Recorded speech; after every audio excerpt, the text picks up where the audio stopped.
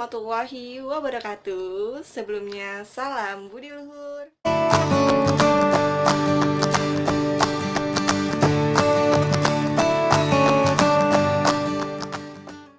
Perkenalkan, nama saya Sela Puspitasari dengan NIM 1831586. Saya dari Fakultas Ekonomi dan Bisnis Universitas Budi Luhur, Jakarta. Tujuan saya membuat vlog ini adalah untuk memenuhi tugas ujian akhir semester genap dengan mata kuliah kepemimpinan yang dipandu oleh Bapak Dr. Muhammad Mabrur Taufik, SAG, SE, MM. Pada vlog ini, saya akan memberi materi dengan judul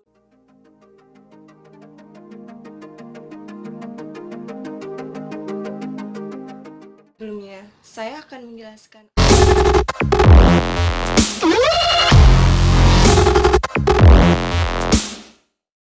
pemimpin itu adalah orang yang memiliki kemampuan untuk menggerakkan massa atau sekelompok orang untuk menggapai tujuan tertentu.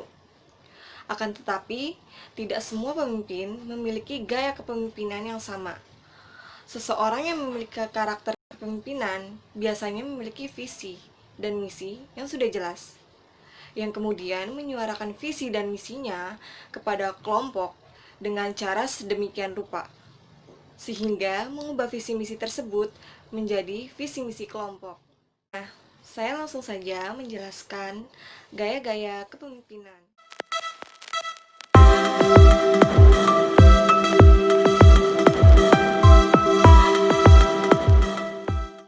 Untuk yang pertama, ada kepemimpinan demokratis.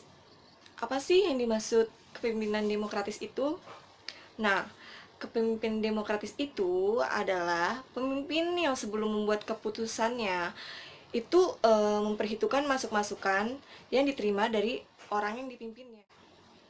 Masa yang dipimpin ini dapat menyuarakan pendapat mereka secara luas. Dengan masukan yang diberikan pemimpin dapat melihat masalah dari sisi yang berbeda, sehingga dapat mengidentifikasikan masalah dan masalah yang sebenarnya. Selain itu, dengan mendengarkan masukan-masukan dari seorang yang dipimpinnya, pemecahan masalah dirasa sebagai usaha bersama sehingga memperkuat kerjasama tim antara pemimpin dan orang yang dipimpinnya.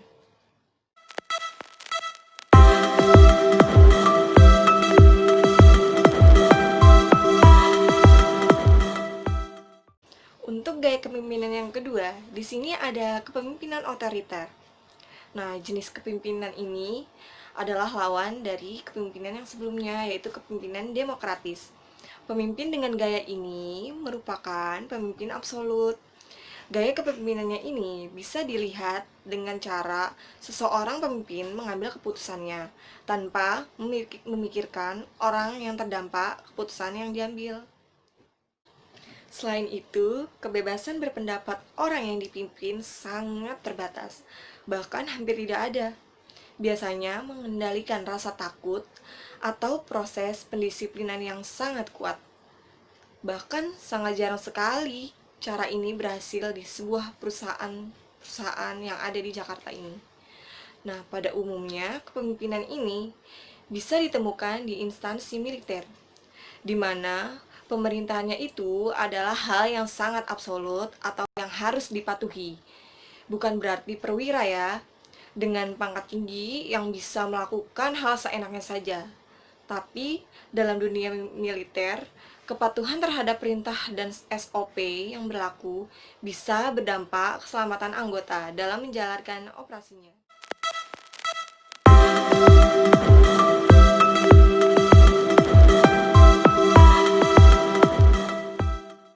Nah, untuk yang ketiga di sini ada gaya kepemimpinan delegatif. Apa sih gaya kepemimpinan delegatif itu? Nah, gaya kepemimpinan ini adalah gaya kepemimpinan di mana seorang pemimpin memberikan otoritas kepada tim yang dipimpinnya dalam menyelesaikan tugas dan tanggung jawabnya. Meskipun gaya kepemimpinan ini dapat meningkatkan kepercayaan dan kerjasama antara anggota tim dan pemimpinnya, Namun, sangat diperlukan pengawasan agar tidak terjadi kebablasan. Cara memimpin yang seperti ini pada umumnya itu dapat ditemukan pada perusahaan startup yang masih berkembang dan masih membangun budaya kerja yang dirasa sesuai dengan visi misi yang ingin dibangun dalam sebuah perusahaan tersebut.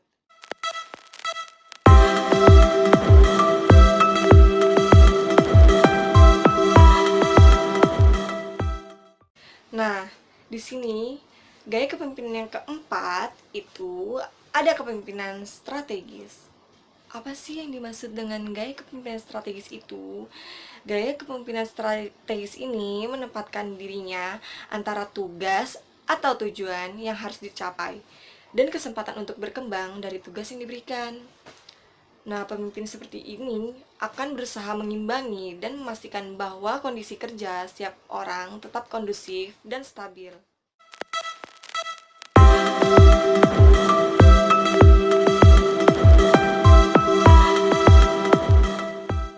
Selanjutnya, yang kelima itu ada kepemimpinan transaksional. Pemimpin dengan cara kepemimpinan transaksional akan memberi imbalan atau rewards jika tim yang dipimpinnya berhasil mengerjakan pekerjaan dengan kuantitas atau kualitas yang memuaskan dan sesuai dengan target yang diarahkan oleh suatu perusahaan. Imbalan atau rewards ini bisa berupa insentif tambahan, makanan, atau uang untuk memotivasi tim yang dipimpinnya. Namun, penting loh untuk kalian ketahui bahwa imbalan atau rewards itu bukanlah cara yang tepat untuk menjaga motivasi kerja tim secara konsisten. Nah, imbalan sebaiknya diberikan jika tim yang kalian pimpin mengerjakan proyek besar atau ada kerja tambahan sebagai bentuk apresiasi. Pemberian imbalan atau rewards ini pada kasus-kasus tersebut membuat tim yang kalian pimpin merasa diapresiasikan dalam melaksanakan kerja dan tidak beranggapan kamu melakukan eksploitasi yang berlebihan.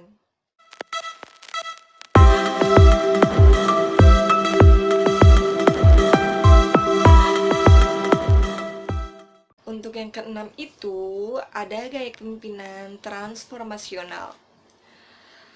Pemimpin dengan gaya transformasional selalu berupaya untuk mengubah timnya ke arah yang lebih baik.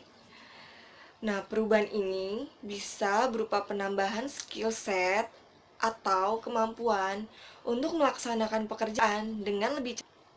Awalnya, tim yang dipimpin ini diberikan tugas awal dengan beban kerja yang standar dan deadline pekerjaan yang cukup lama.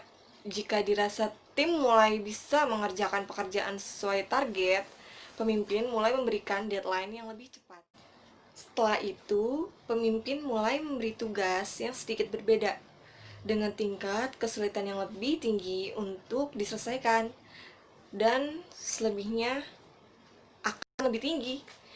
Pemimpin dengan gaya transformasional akan selalu mendorong timnya keluar dari zona nyaman dan tugas baru atau tugas yang lebih dan sangat menantang.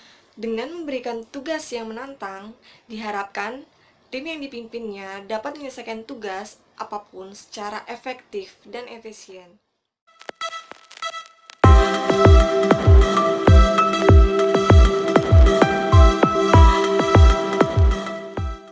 Nah, gaya kepemimpinan yang ketujuh adalah gaya kepemimpinan karismatik.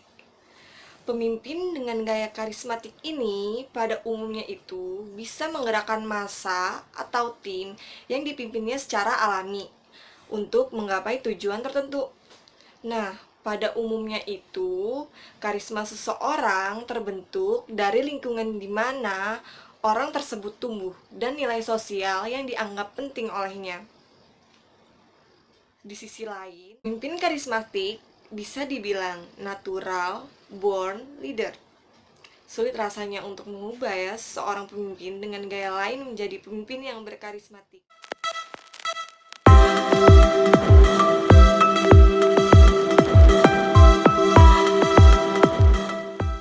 Nah, untuk yang terakhir, Nah, untuk yang terakhir, Nah, untuk yang terakhir,